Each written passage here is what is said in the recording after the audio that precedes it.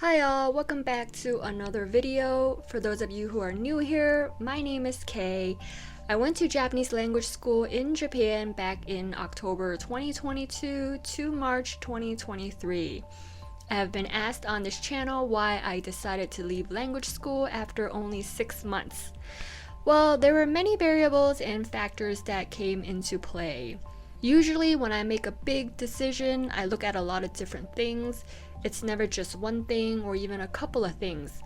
But I think what most people want to know is, did it have anything to do with Japan and or my language school? Did I have a bad experience? Was I sad and lonely or homesick? So let me address most people's concern about my departure in this video. When I was still in America applying for my language school, I wasn't too sure how long I would stay. I remember talking to a friend and I was like, I don't know if I want to stay for 6 months, 9 months, or 12 months.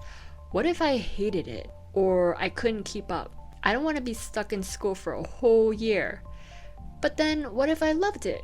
I don't want to deal with visa issues and immigration after only 6 months, because my school, the Yamasa Institute in Okazaki, had to apply for my student visa. Little did I know, the school applied for a 1-year and 3-month visa across the board for all their students who needed a visa. And the student can leave whenever they wanted to leave within this 1-year and 3-month period. Now, the school's full program was 2 years, so if you wanted to stay longer than the 1-year and 3-month period, you would need to apply for an extension of your visa. And you have to do this on your own. The school does not do it for you, but they do give you an instruction packet so you kind of know what you're doing. So when I went to Japan, I didn't know how long I was going to stay. That was pretty much up in the air for me. And the reason why I left this time frame open-ended was because I knew the language school program that I was going to was an intensive program. I mean, the name of their program was called Academic Intensive Japanese Program. I decided on this program because I wanted to take learning the language seriously. I didn't want to be in Japan just for fun. But at the same time, I don't know if I have what it takes to keep up.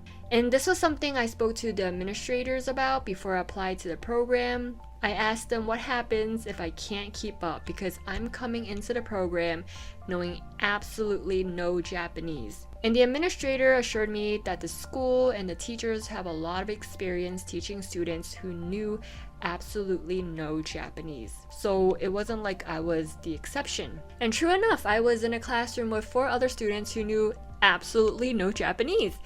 And my teachers really did a fantastic job teaching us. I mean, one of my teachers made counting numbers fun. Learning to count is one of the most boring things you can learn, but somehow she made it fun. But at the same time though, the program is intense. It is a lot of information to take in.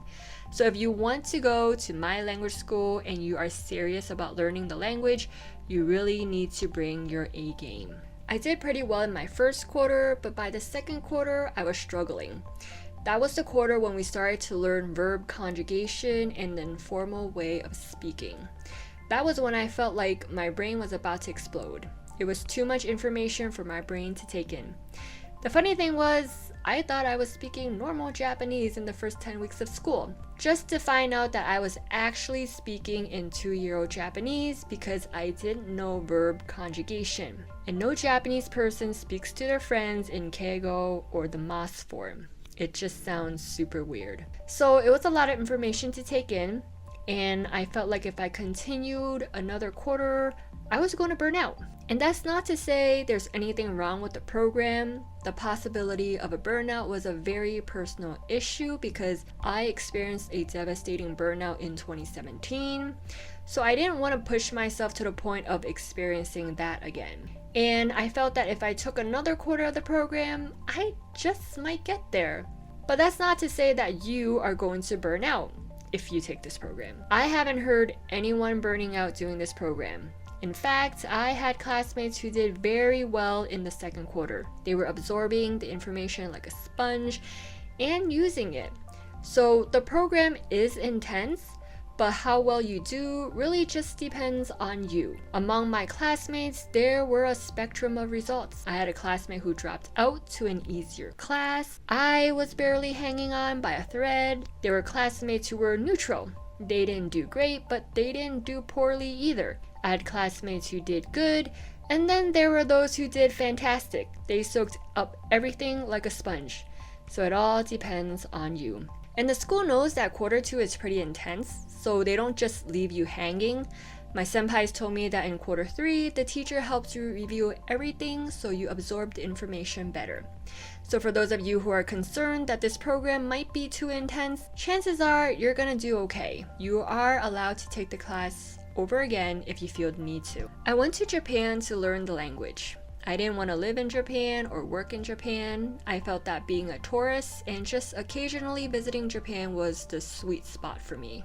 So it wasn't necessary for me to push myself to the point of burnout.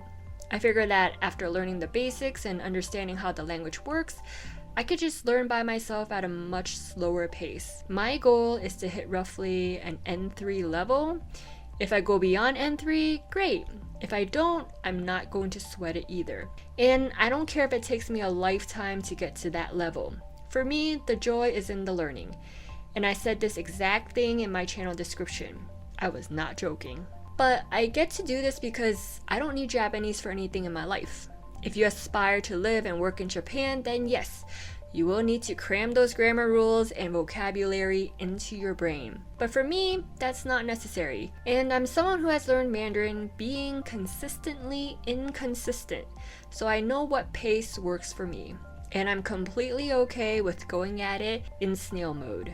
And you might ask, since I'm only learning Japanese for quote-unquote fun, was going to language school for 6 months at the beginner level not a waste of time and money? And this is a very valid question.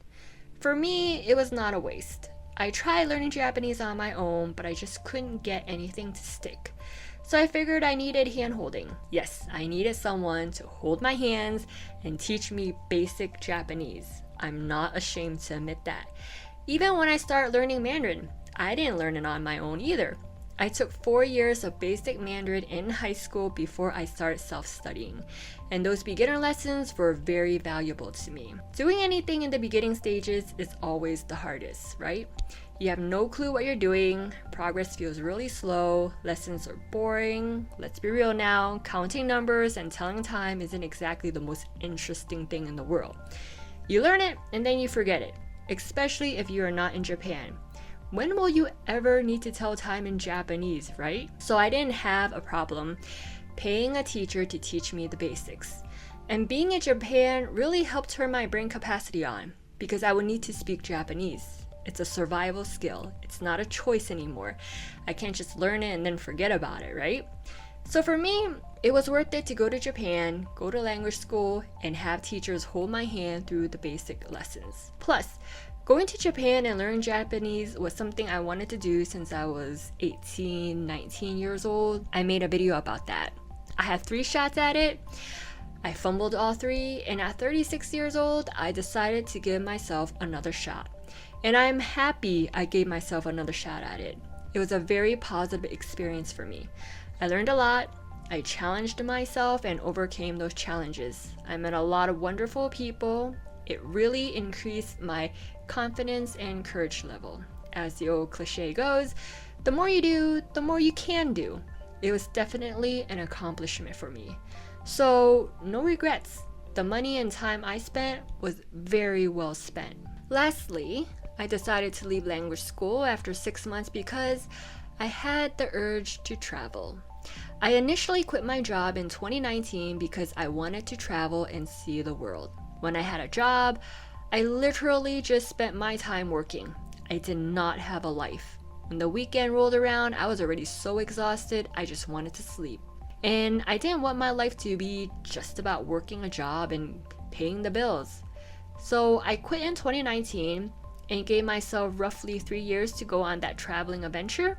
But then 2020 happened and the whole world shut down.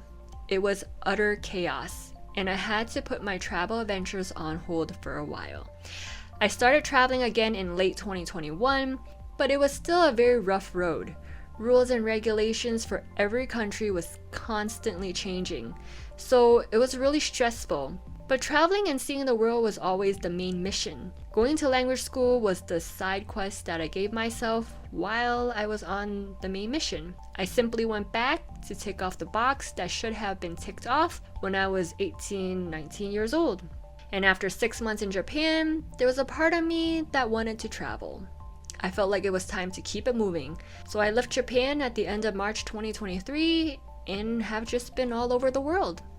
Wherever I felt like going was where I went. And there you have it, why I left Japan after 6 months of language school. As always, if you have any questions, comment below.